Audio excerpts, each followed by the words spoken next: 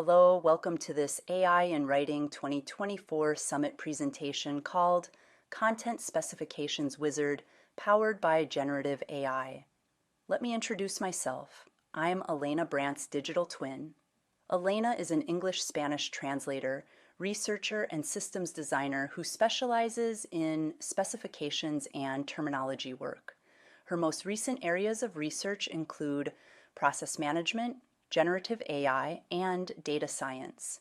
Elena's avatar that you may be watching here on screen is brought to you by HeyGen. Elena's voice that you may be listening to as part of this presentation is brought to you by 11 Labs. The subtitles that you may be reading were created with the help of Capwing. All of the content generated by these AI systems has been designed and verified by an SME. In this presentation, we're going to explore how generative AI can be leveraged in the creation of project specifications for language work. We'll start by defining important specifications for language services in which the use of plain language is important, including copy editing and translation.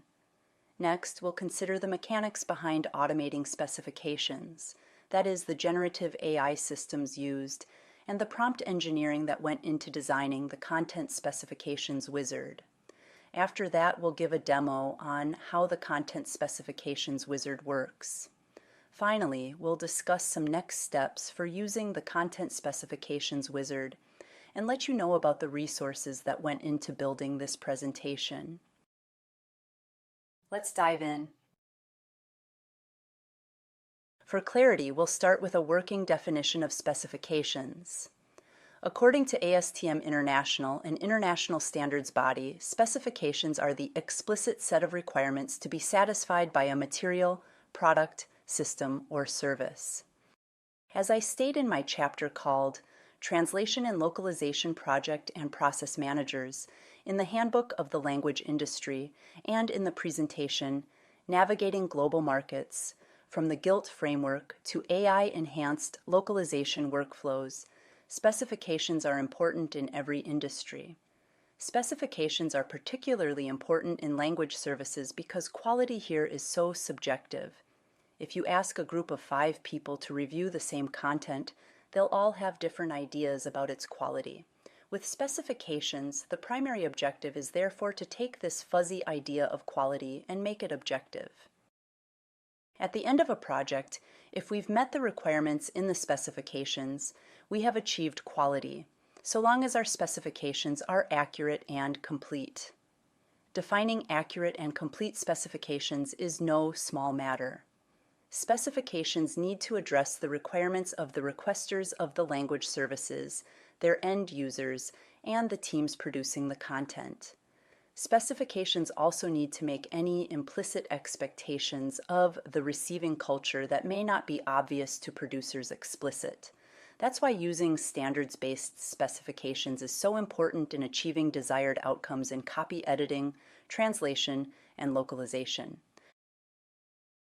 For several years, I've worked on curating a template that can be used to define necessary requirements for translation and localization. The parameter groups in this template address requirements that pertain to every project completed as part of a product line, in the areas like legal and confidentiality concerns, data security and protection, risk management, language and design, workflows, roles and communication, and money matters. Then the template also contains an area for project-specific parameters. This set of specifications, based upon Tranquility's standards-based structured translation specifications, ISO 11669, and ASTM F2575, has served as the basis for the automated content specifications wizard that I have designed. My Content Specifications Wizard is a generative AI assistant that analyzes content to produce a content specifications report. Users simply submit content, or at least a good sample of it, and tell the wizard what they'd like to do with it, whether that be copy editing, translation, or cultural adaptation. The wizard then provides a detailed report that reflects analysis of the content in a variety of areas. First of all, the wizard makes determinations based upon the text itself. It determines the context for the content. It determines the language variant, the subject fields, the authorship, the content type, the audience and market segments addressed by the content, its purpose, and its reach. That is, whether the content is public-facing or published for use internally within an organization. Next, based upon the previous analysis, the wizard conducts a risk assessment and makes recommendations on quality strategy, indicating whether an internationalized, domesticated, or foreignized approach would be best. From there, the wizard recommends and sequences recommended services, outlines required technologies, gives estimates for volumes and timelines for the work, and lists deliverables that should be expected. Now let's talk about the mechanics behind my automated specifications. That means we'll need to talk about prompt engineering and the generative AI assistants used. We'll start with the generative AI assistants used. For the purposes of the content specifications wizard, I used Claude 3.5 Sonnet and ChatGPT. These assistants were selected for their familiarity and for various performance factors. I have a professional paid plan for both Claude and ChatGPT. When working with any GAI assistant, we need to be aware of performance limitations. We'll consider Claude 3.5 Sonnet first. Claude has a context window of roughly 150,000 English words, or about 300 to 400 pages of text. Claude also has usage limitations that impact how much dialogue a user can have with the system within a 3-hour time frame. Why is this important? Well, first of all, during each turn of the conversation, all previous dialogue is reread. Our initial system prompt has a length of around 4,000 words, and users may potentially upload very long content to the content specifications wizard, resulting in usage limits being reached quickly. On the other hand, Claude's maker Anthropic states specifically that we will not use your inputs or outputs to train our models. In comparison, ChatGPT-4 models have a context window of roughly 96,000 words. In terms of model training, OpenAI specifically states that when individuals use their services, OpenAI may use users' content to train their models, though individuals can opt out of participating in training. The inputs and outputs by business users are not used to train OpenAI's models by default. Now let's consider limitations related to prompt engineering for Claude and ChatGPT that have impacted how I've used these systems for my content specifications wizard. Both systems allow users to create customized assistants that are guided by a system prompt, or a set of instructions set at the system level that guide every interaction within the assistant. Within Claude, customized assistants are referred to as projects, and as far as I can tell, there are no character limitations for the length of the system prompt. Within ChatGPT, customized assistants are referred to as GPTs. The system prompt for each GPT has a limitation of 8,000 characters. Where Claude projects cannot be shared publicly under the professional plan, GPTs can. Therefore, I've used Claude to develop and deploy a more robust content specifications wizard for personal use, and GPT to deploy the lightweight version that I'll share with you here today. So how do the prompts differ that I've used for the Claude and ChatGPT deployments of my content specifications wizard? Well, as you might imagine, the system prompt for Claude gives more detailed instructions and examples in guiding the system to produce the desired outputs. This can be seen in the overall structure of the prompt. The lightweight version for ChatGPT includes sections for context, role, output, and action in the overall structure. The Claude prompt adds sections on inputs, process flow, and desired format for the content specifications report. To give more information on the sections added to the Claude prompt, in the input instructions, the accepted inputs are defined, and the system is instructed what to do when it encounters graphics, multilingual content, and code. In the process flow instructions, the system is instructed on how to approach the overall task at hand, to first verify that it can carry out the analysis, then to identify gaps in the information provided that prevent a complete analysis, then to produce a report that contains recommendations categorized according to the priority levels of must have, should have, and nice to have.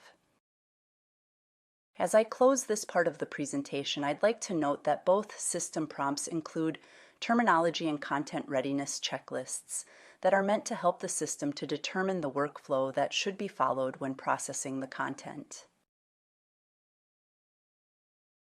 But enough about prompts. Let's move on to seeing how the content specification wizard works in the Claude deployment. Behind the scenes, I've added my full system prompt to the instructions to guide every interaction with the assistant. For this demo, I'll be working with the transcript from an episode of Reid Hoffman's Masters of Scale podcast. I'm going to imagine that the Masters of Scale team would like to have the transcript translated into some European languages. The translations will form the basis for the scripts that will be used for recording podcasts in those languages. As requested, the Content Specifications Wizard produces a comprehensive specifications report. The report starts with an executive summary that includes a content overview, states the primary objectives for the project, and gives key metrics. The wizard next identifies that the content comes from a larger product line of podcast episodes. This information is important because all of the content produced in this product line should be consistent with one another. This information also alerts us to opportunities for more sales. Next, the language variant of the source content is identified, along with the subject fields of business management, digital media and entertainment, and information technology. We learn from the wizard that the content has likely been authored by professionals and includes multiple interview subjects. In translating the transcript, we'd want to ensure that each subject has their own unique voice. Under the content type, we learn about the conversational tone of the content. We learn about key characteristics of the target audience that should also be taken into consideration and of the brand building purpose of the content. Based upon the reach and the risk assessment, plus the previous analysis, the wizard defines and justifies a high-quality approach to the content. The wizard analyzes the content for terminology and content readiness and determines that timecodes and audio files are needed. The wizard selects and sequences services into a workflow identifying critical and supporting services. It also identifies the technologies needed at each step in the workflow. After estimating the volume, the wizard goes on to give timeline estimations complete with critical milestones that need to be achieved to keep the project on track and buffer periods that account for the global nature of the collaboration. The wizard lists the deliverables and their file formats, along with additional notes. The wizard concludes with the next steps that are needed to finalize the content specifications report. Now let's take a look at how the Content Specifications Wizard works in the GPT deployment. Behind the scenes, I've added my lightweight system prompt to the instructions to guide every interaction with the assistant. For this demo, I'll be working with 3 blog posts within the Next Billion Users series by Google Design. I'm going to imagine that Google would like to localize these blog posts to reach the Indian market. In researching localization on behalf of Google, I'm going to imagine that I already know of 6 languages into which I could localize the content. When I upload the articles to the Content Specification Wizard, I'm going to ask that it recommend any additional languages that I may want to localize the content into. As requested, the Content Specifications Wizard produces a lightweight specifications report. In the report, the wizard recommends 5 additional languages that I could localize the content into to reach Indian audiences. The wizard goes on to identify a subject field of typography and digital design, a group authorship of international type designers and linguists, an audience of design professionals and developers, and the informational purpose of the content. All crucial parameters to take into consideration when selecting the talent who will perform localization and determining the stylistic guidelines for their work. After taking into account the content reach and associated risks, the wizard recommends a high-quality approach that domesticates the content to truly resonate with the target audience. Next, the wizard identifies terminology challenges that may be faced when selecting corresponding terminology for typographical terminology. The wizard determines that the content is well written and that pre-editing prior to translation and localization therefore does not need to be performed. Then, the wizard outlines the recommended services for the content, in this case, corpus building, in order to be able to collect together typographical terms, terminology work, TEP, and in-culture expert review, and project management given the number of languages. The wizard produces estimates on volumes and timelines and a list of deliverables.